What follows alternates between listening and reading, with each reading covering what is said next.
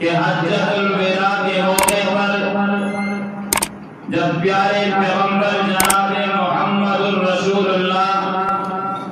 صلی اللہ علیہ وسلم نے اعلان فرمایا کہ اللہ رب العزت نے مجھے جو توحید و رسالت کا پیغام دیا تھا وہ پیغام میرے تم تک پہنچا دیا، تو بیک زبان ہو کر صحابہ کرام کہنے لگے کہ پیارے پیغمبر آپ نے پہنچایا نہیں بلکہ پہنچانے کا حق ادا کر دیا۔ تو جواب میں جناب محمد الرسول اللہ صلی اللہ علیہ وسلم نے فرمایا فَلْيُبَلِّغُ الشَّاهِدُ الْغَائِبُ، کہ میں نے اللہ کا پیغام تم تک پہنچا دیا، تو جتنے یہاں پہ شاہد ہیں، جتنے یہاں پہ موجود ہیں، جتنے یہاں پہ حاضر ہیں، اب ان کی ذمہ داری ہے کہ امت کے ایک ایک فرد تک محمد الرسول اللہ کا پیغام پہنچایا جائے۔ محمد عربی کی یہ جملہ، محمد عربی کے یہ کلمات جیسے ہی صحابہ کرام کے کانوں میں پڑتے ہیں، پھر کوئی افریقہ کی جنگلات میں جا کے اذانیں دے رہا ہے، کوئی یورپ کے کلیساؤں کو جا کے آباد کر رہا ہے، کسی نے صحراؤں کے اندر گھوڑے دوڑا دیے، کسی نے سمندروں کے اندر گھوڑے دوڑا دیے، کوئی جنگلات کی طرف نکل گیا کہ ہم نے عرفات کے میدان میں کھڑے ہو کر محمد الرسول اللہ سے جو وعدہ کیا تھا کہ پیارے پیغمبر جو دین، جو توحید، جو رسالت آپ نے ہم تک پہنچایا ہے، ہم اس پیغام کو لے کر دنیا کے کونے کونے میں جائیں گے، اس پیغام کو لے کر ایک ایک شخص کے پاس جائیں گے، اس پیغام کو لے کر ایک ایک قبیلے کے پاس جائیں گے،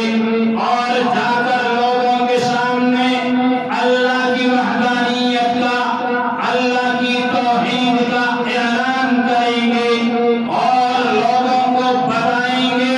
کہ فاران کی چوٹی پہ کھڑے ہو کر محمد الرسول اللہ نے جس عقیدے کی دعوت دی تھی، جس نظریے کی دعوت دی تھی، جس کلمے کی دعوت دی تھی، اگر تم دنیا اور آخرت کی کامیابی چاہتے ہو تو وہ کامیابی اسی کے اندر ہے۔ کہ صحابی کہتے کس کو ہے؟ صحابی کہتے کس کو ہے؟ حافظ ابن حجر عسقلانی رحمۃ اللہ علیہ وہ لکھتے ہیں کہ صحابی ایسے شخص کو کہا جاتا ہے کہ جس نے ایمان کی حالت میں جناب محمد الرسول اللہ صلی اللہ علیہ وسلم کی زیارت کی ہو اور اسی ایمان پر اس کی موت واقع ہوئی ہو، اگرچہ اس سے کوئی روایت حضور سے نقل کرے یا نہ کرے، لیکن وہ کیا ہے؟ صحابی۔ ساتھ میں ایک جملہ اور بھی فرمایا کہ ایسا شخص جو مسلمان ہو، محمد الرسول اللہ کا کلمہ جس نے محمد الرسول اللہ کے زمانے میں پڑھا ہو اور محمد الرسول اللہ نے اس کو دیکھا ہو، تو یہ بھی محمد الرسول اللہ کا صحابی۔ یہ بھی کون ہے؟ محمد صحابیت کا مقام کوئی عام مقام نہیں ہے، اور یہ بات ذہن میں رکھنا کہ امت کا اس بات پر اجماع ہے، امت کا اس بات پر اجماع ہے کہ صحابہ کے بعد آنے والی قیامت تک ساری امت مل کر بھی کسی ایک صحابی کے درجے تک پہنچ سکتے ہیں؟ نہیں پہنچ سکتے۔ صحابہ کو اللہ رب العزت نے جو مقام دیا، صحابہ کی بات دیکھیں کیسے کیسے لوگ آئیں، اگر وہ سارے لوگ مل کر بھی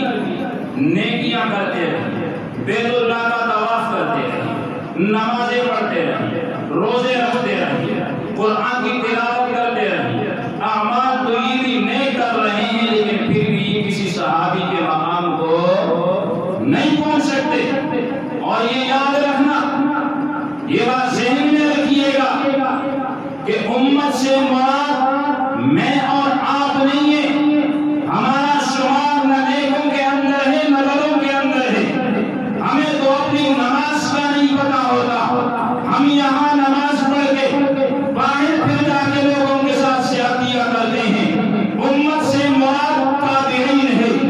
امت سے مراد تبع تابعین ہے، امت سے مراد ائمہ مجتہدین ہے، امت سے مراد محدثین ہے،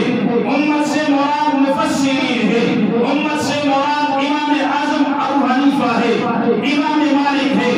امام ابو یوسف ہے،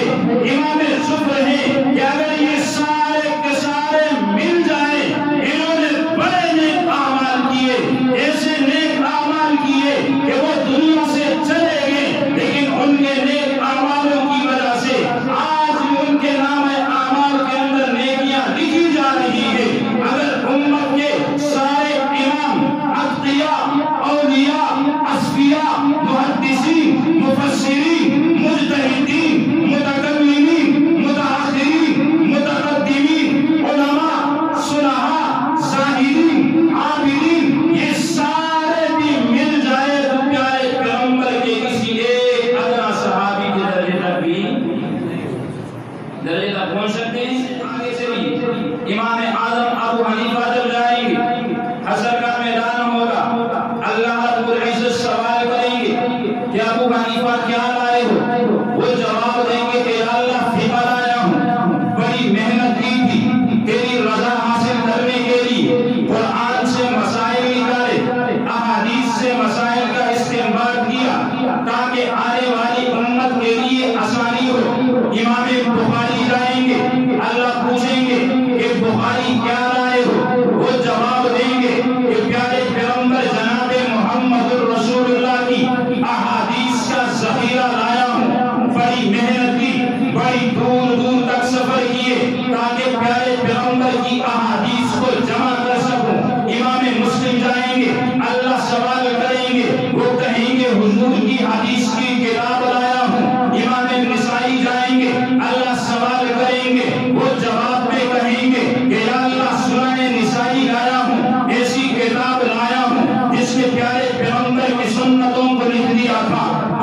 باقی جو اور امام ہیں، اولیاء جائیں گے، شیخ عبد القادر جیلانی جائیں گے، اللہ پوچھیں گے کیا لائے ہو؟ وہ جواب میں کہیں گے کہ یا اللہ ساری زندگی تیری عبادت کے اندر گزاری، تیری عبادت کرتا رہا، تیری نافرمانی نہیں کی، وہ اعمال لایا ہوں۔ مگر دوسری طرف صحابہ کرام کی جماعت، وہاں سے حبشہ سے بلال آئے گا، روم سے صہیب آئے گا، فارس سے سلیمان آئے گا، وہ سارے صحابہ آئیں گے، اللہ ان سے سوال کرے گا، وہ نماز نہیں پیش کریں گے، وہ زکوٰۃ نہیں پیش کریں گے، وہ روزے نہیں پیش کریں گے، وہ حج نہیں پیش کریں گے۔ اللہ پوچھیں گے بلال کیا لائے ہو؟ بلال جواب دے گا کہ محمد الرسول اللہ کا دیدار۔ اگر صحابہ کرام کو ہی نعوذ باللہ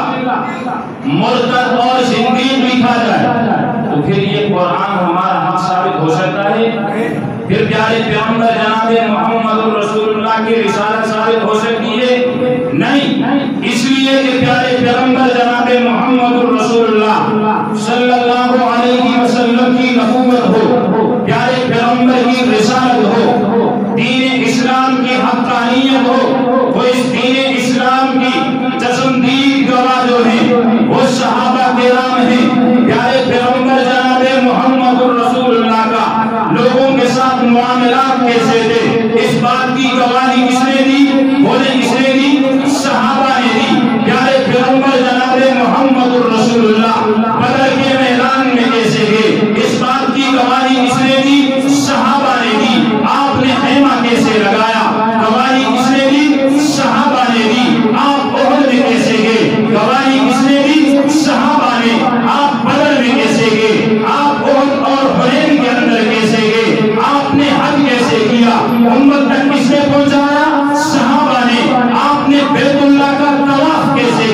امت تک کس نے پہنچایا؟ صحابہ نے۔ آپ نے نماز کیسے پڑھی، آپ نے روزے کیسے رکھے، آپ نے لوگوں کے ساتھ معاملات کیسے کی، آپ کھانا کیسے کھاتے تھے، آپ پانی کیسے پیتے تھے، آپ سوتے کیسے تھے، آپ جاگتے کیسے تھے، آپ کا چلنا کیسا تھا، آپ کا اٹھنا کیسا